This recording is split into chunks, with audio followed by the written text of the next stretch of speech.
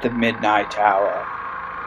Brexit's power will take all the might and devour. The brains of number 10 will fall into the zombie apocalypse, remainers for all.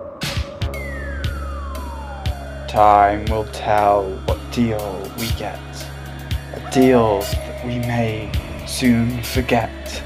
Should we remain, we will be the same, a country that stands so lonely, led by a skeleton that's oh so bony.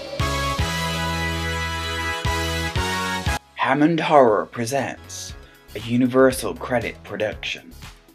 This year, the uplifting story of a zombie government with a reputation for austerity presenting an end to austerity. Or is it austerity's ending? Will somebody get the script right? This B-movie slasher, except it's not a slasher because there's no cuts, promises more spending and therefore more borrowing in the years to come. That's despite the economic worries a no deal is supposed to present. Wait a minute, isn't no deal supposed to be massively bad for the economy? Even Brexit was supposed to produce an emergency budget and economic recession, chancellors of the past have said.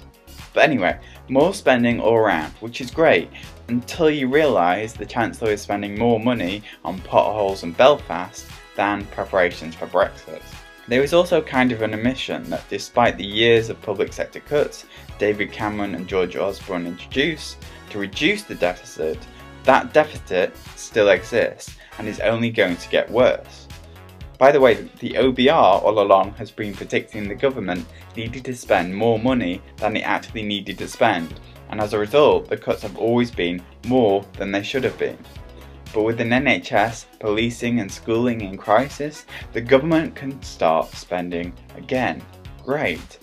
Until you realise that most of the problems created in the public sector were created by a government introducing spending policies they didn't need to introduce. So now we have May's government trying to compensate, and as a result not thinking with enough foresight as to what actually leaving the EU might do to the country.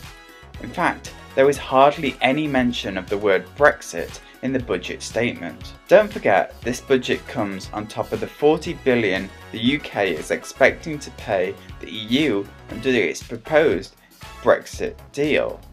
Growth isn't really predicted to do anything exciting over the next few years, and the Chancellor only wants to introduce tax on large international web companies, which could frighten them away. There was no policy that did anything to reassure businesses or increase trade into the UK. He only defended universal credit despite media horror stories about mothers facing homelessness, although he did say he would increase allowances by £1,000 a year. But because he didn't abolish the scheme, Labour say this is the reason they will vote down the budget. Hence why there is a slight bribe to the DUP in promises to spend more money to Belfast than any other individual city he mentioned. He claimed it was down to Primark burning. I think it's more down to his arm being twisted to retaining power.